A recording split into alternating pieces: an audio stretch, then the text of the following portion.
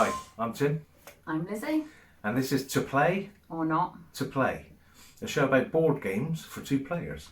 Whose tastes may differ.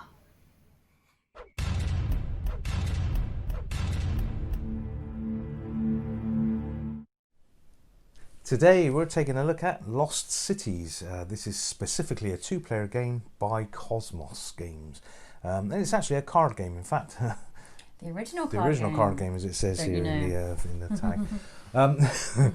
So this one is based on the fact that you're off adventuring around the world trying to find lost civilizations and artifacts and stuff like that. So the basic premise of the game is a set collection, kind of hand management type of thing, and a bit of a push your luck in there as well. So there's a little board, and the board kind of acts as a base for your discard cards, really, and it also allows you to line up your sets as you start collecting them against them.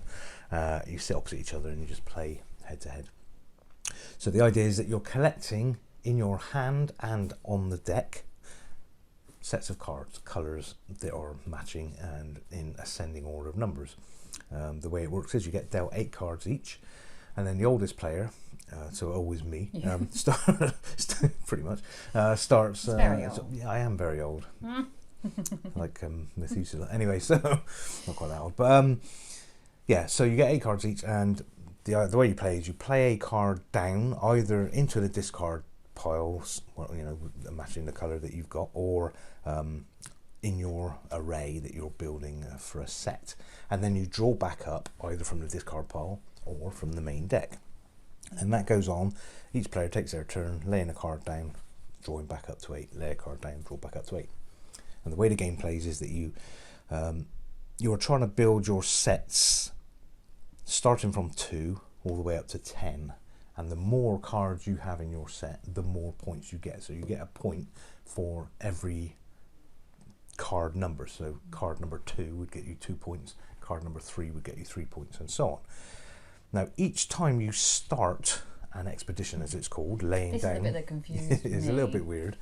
It's clever though, but it's hard to understand. First of all, each time you start an expedition by laying a card against that colour, that immediately gives you minus 20 points for that expedition. So any expedition that's started, minus 20 points. So then you're trying to kind of get more than 20 points to get you to 0 and then build up upon that. So for instance, if you lay down enough cards that you've got 19, when the game ends, that will be minus 1 point. So your minus 20 is whittled away to minus 1. If you get 25, then that would score 5 points. Now, I don't know why they've done that. That's just the way that the scoring works. There's a way of kind of multiplying your score as well, which is there's a thing called a handshake, which is in the theme of the game. It's somebody investing in your expedition. They're trying to back you in your expedition, and you're going to be successful. So it's just a little. It's a wager, isn't it? As well? Yeah, a wager. I think they call it a wager. In fact, yeah. So it's a little card with a handshake on it. It's not got a number on it, and if you lay that. In fact, you can only lay it first. That times 2 your score. And if you lay 2 of those handshakes, it times 3 your score. If you lay 3 of those handshakes, times 4 your score. Which could be a negative.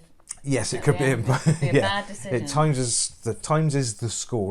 multiplies the score on that column, regardless of whether it's a positive or negative. Exactly. Yeah. So you have to be quite clever. This is the push your luck aspect of the game, I guess.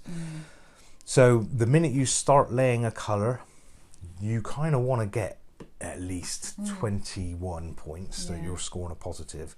So you've got to be pretty sure that you're going to score quite highly. That's the general. Risk it. Yeah, you risk it. That's the general kind of rule of the game, or the target of the game. Really, is that you're gambling on getting those cards into your hand. So It's like a deal or no deal type game where you've got a 7. And you think, should I put it down now, or should I wait to get a 4 and a 5 and a 6 first? This is another aspect, yeah, of course. So when you lay the cards, you can only lay them on top of a card lower value. Yeah. So, for instance, if you lay a 4 and then you pick up from the deck a 3, you can't lay that 3 because you've just laid the 4. Oh, very annoying. Happens all the time. Yes. So you then really want to get rid of that card and try and get a 5, say. But there are 6 different colours for you to collect, and they all come out in different orders because it's obviously a shuffled deck. And we're sharing the two You to 10 share as well. the deck, yeah, that's true. Yeah, you share the deck and you share the cards. Yeah. So yeah, exactly. If I've laid a 5, and Bear picks up a 4, she can lay the 4 because she's got her own sort of score going on. Yeah, but exactly. I know you've already put 5 down, so I can ignore the 5 then and start getting. Yeah, 6. it's a very complicated setup in a It is. way. It sounds complicated when you read the rules out. Exactly. When you start playing, Very simple. It's more simple. It's a very quick game, in fact. You know, whilst the other player is drawing, so they lay their card and then draw back up to 8. Whilst they're doing that, you're already playing your card. You kind of got to rein yourself in a little bit so you don't play your card whilst the other person's still drawing back up and figuring out what's going on, because you kind of will miss what the other person's just done. So that's the way the game goes. You know, you lay a card higher than the one that you've previously laid on that colour, and you keep going. If you want to discard, you discard it into the middle onto the board, and then the other person can pick up from that discard pile as well if they want to. Only one card at a time. You don't have to start all 5. No, and that is the trick, then, in fact. Yeah, even if, let's say, for instance, you've got 4 blue cards in your hand and 3 red cards and a white card. You could start the blue, you could start the white. You don't have to start the red, even if you've got it in your hand. In fact, you could discard those along the game and not go in them at all. And that is a bit of a trick. If you don't start a column, if you don't start a colour in that expedition, you don't score that minus 20 points for that colour. In fact, if you don't start that colour. So it's this your push your luck angle. Yeah. Isn't it? So, for instance, if you start all of the colours, they're all minus 20 points straight away, and whether you get those targets that you want to beat or not, they all start at minus 20. So if you leave one blank, it doesn't score anything. It's literally just 0. I tend to do that. You tend to just go for all 5 with all your handshakes too, don't you? Yeah, I try my best, but it's, but I forfeit. I mean, you beat me on the last game by a pile, actually. So yeah, it's once you played a few games through, you'll realise kind of your way that you play and your tactics. But the point is, because it's a completely random deck draw, your tactics aren't ever kind of in the that's definitely going to win me the game or whatever. So great little game, great strategies. Not much interaction really, although there is, in as much as you've got to watch each other's.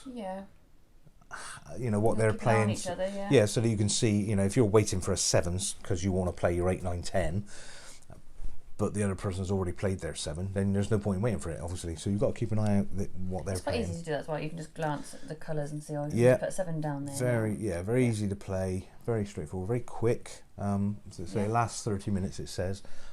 The way that it plays, I can't remember what it actually says in the book, but I think it's you play like a best of 3 or a best of 5 or best of 7, something like that. It doesn't have to be an odd number, because the scores are so kind of far apart. You know, the first game you might score minus 15 at the end, or somebody might score plus 30. So it's, you know, it's that far apart. If the scoring also confuses you, like, oh, not sure I can work out all those scores, there is an app that helps you top the scores up. There's an app. Well, there's quite a few apps probably, but we downloaded an app, and basically all you do is you put in the numbers that you've scored. So white, I scored 2, 5, 6, 8, 9. And then it scores that against the minus 24. You don't have to do all the figuring out if you've got a little handshake times by X. So yeah. And it keeps the scores for the 3 rounds. That's right. Thoroughly recommend. Yeah, thoroughly recommend getting an app for sure. Yeah, it's a bit of a maths nightmare otherwise, unless you like that sort of thing. Yeah. Theme, because you love theme in games. Yeah, I didn't feel a theme. Not the really. cards look nice. It's very. Not need to have much time to look at them. I didn't really spend a lot of time. No, I specifically took a sort of time out in one of my goes to look, but you really, I mean, in fact, it wasn't until about 4 games in I realised the blue cards were an underwater. You know, trying to find type of Atlantis the cards sort of place. Pretty. They're well nice. done, well drawn and stuff. But I didn't feel like I was an archaeologist. No, I mean, you could almost play this with a deck of cards. Yeah.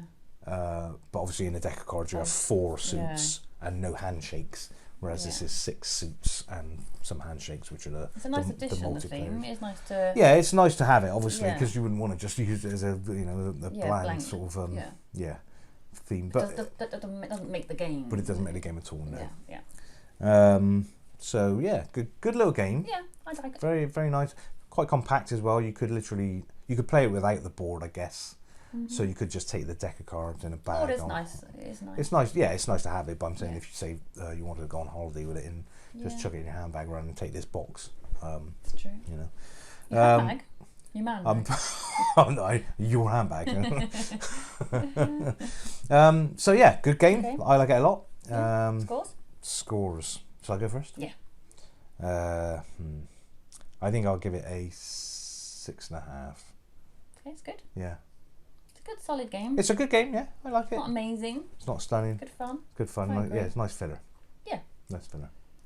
I think I'm at a 6, which is still good. Yeah, still good. Still good. Still good. That's a Simpsons quote, by the way. Yeah. Still good. Still good. Put in the comments below if you know where from. Yeah.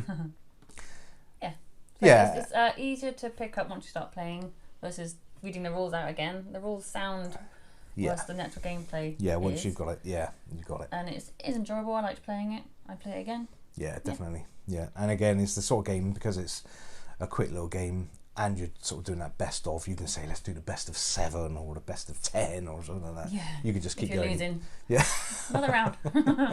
Yeah, you can just keep going. So yeah, it's a nice little game. Good game. Well done. I take it to my family to play as well because it's. Yeah, because it's quite a simple thing. It if people very just much like if you Monopoly or party games. Well, the fact that if they've played Gin Rummy or Rummy, Yeah. it's very easy to explain that's what you're doing in a way. The only difference really is that you're kind of not really collecting it in your hand.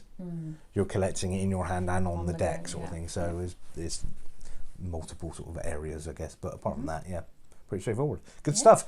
Well, there you go. So 12 and a half. 12 and a half. That's pretty good. Anything over a 10 is a good game to buy, really, I'd say pretty much. So we recommend it for you to check it out. Yeah. Hope you will like this game. We do. Give it a quick run.